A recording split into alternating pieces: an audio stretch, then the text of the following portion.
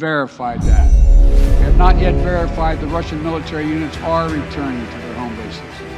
Indeed, our analysts indicate that they remain very much in a threatening position. And the fact remains, right now, Russia has more than 150,000 troops encircling Ukraine and Belarus and along Ukraine's border. An invasion remains distinctly possible. The United States and NATO are not a threat to Russia. Ukraine is not threatening Russia. Neither the U.S. nor NATO have missiles in Ukraine. We do not have plans to put them there as well. We're not targeting the people of Russia. We do not seek to destabilize Russia. To the citizens of Russia, you are not our enemy. And I do not believe you want a bloody, destructive war against Ukraine, a country and a people with whom you share such deep ties of family, history, and culture.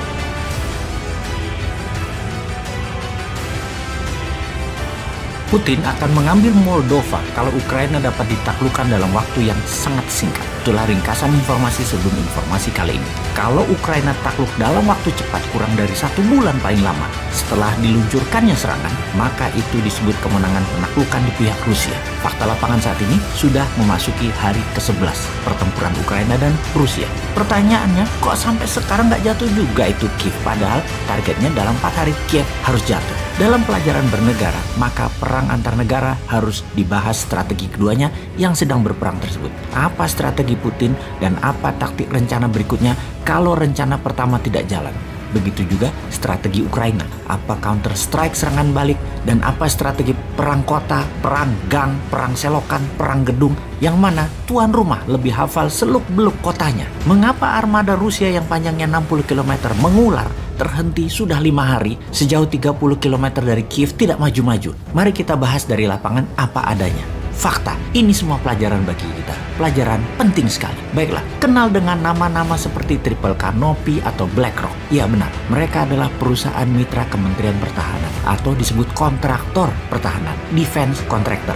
Pasukannya disebut missionaries atau soldier of fortune atau tentara bayaran atau private army. Kita tahu Amerika itu negara banditos dan kampretos, bermain menekan secara militer, melakukan operasi intelijen di banyak negara, spying atau memata-mata, infiltrasi, merubah sistem negara, mengubah undang-undang sebuah negara, mengarahkan media dan mengendalikan dunia dengan uang dolar, dengan sistem pembayaran, dengan pharmaceuticalnya, dengan jaringan internetnya, dengan sosial medianya, dengan Wall Streetnya, dengan film-filmnya, dan masih banyak lagi war tool Amerika itu punya. Kemudian banyak perang yang dibuat oleh Amerika dengan sengaja sebagai create demand dalam tanda petik. Sekali lagi, kata kuncinya adalah create demand. Misalnya, virus sebagai biological warfare adalah create demand terhadap vaksin, dan vaksinnya sudah tersedia. Climate change atau climate warfare adalah create demand di mana artificial food sudah disiapkan. Perang Afghanistan misalnya sebagai create demand alat perang. Mesin perang yang akan membuat industrial military komplek Amerika jadi masuk gigi 5 gaspol produksinya,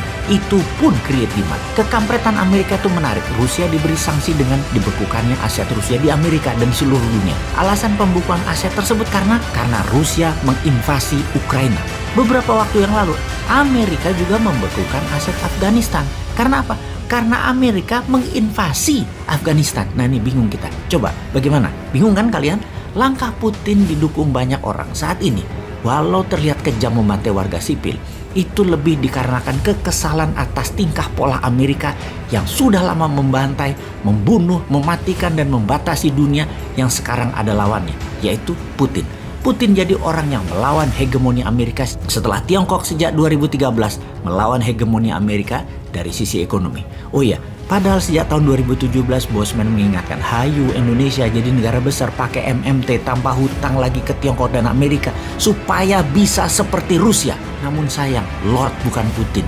Ya sudah, tunggu aja new main nanti tanggal mainnya ya. Kembali ke Soldier of Fortune, kontraktor pertahanan Amerika ini. Amerika kalau perang, setelah perang Vietnam, cara perang mereka ubah.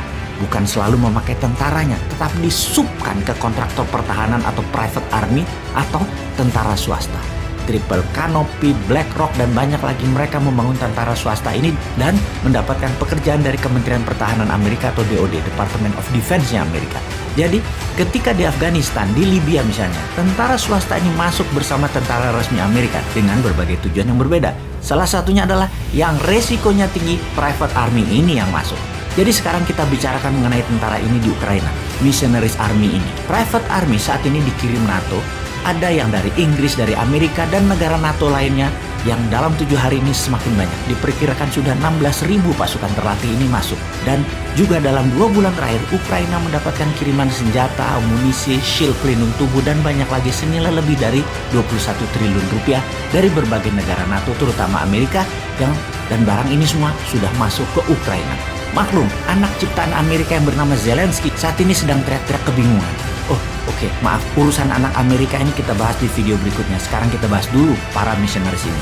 Tentara bayaran ini nanti akan menjadi gerakan insurgency, gerakan perlawanan gerilya dalam kota.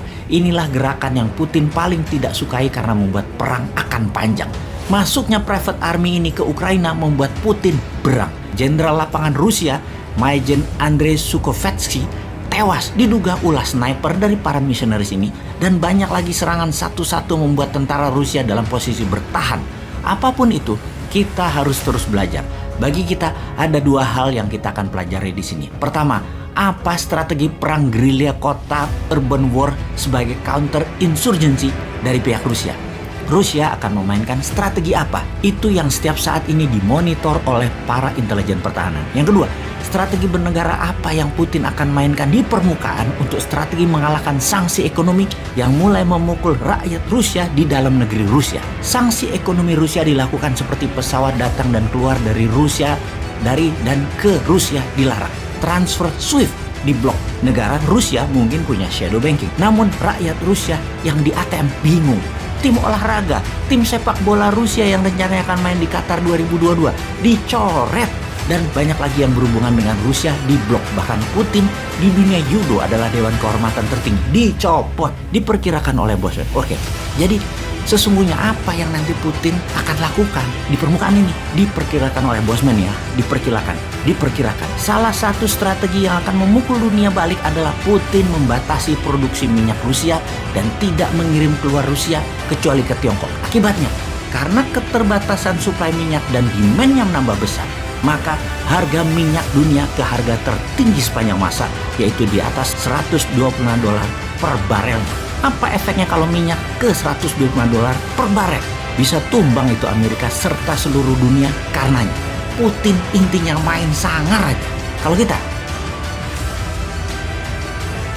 you're happy to correctly use the most strong and robust language to describe the crimes against humanity of Vladimir Putin, but you will not use the same strength of language when it comes to describing Israel's treatment of the Palestinians, when it is now being documented and detailed by 2 of the most respected human rights organizations in the world, and indeed has been alleged by dozens and dozens of non-governmental organizations, and to be honest, anybody who looks honestly at the decades of brutal, inhumane persecution of the Palestinians, successive assaults on Gaza, the annexation of their land and territory, the systematic application of apartheid rules, you don't want to even use the word apartheid. Never mind sanctions. 5 days sanctions against Putin and his thugs, 70 years of oppression by the Palestinians, and it wouldn't be, what was the word you used?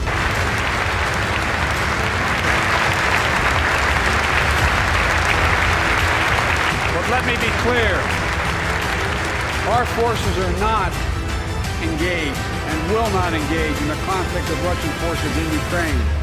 Our forces are not going to Europe to fight Ukraine, but to defend our NATO allies in the event that Putin decides to keep moving west.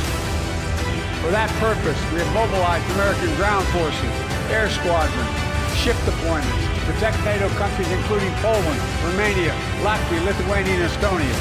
And as I've made crystal clear, the United States and our allies will defend every inch of territory that is NATO territory with the full force of our collective power. Every single inch.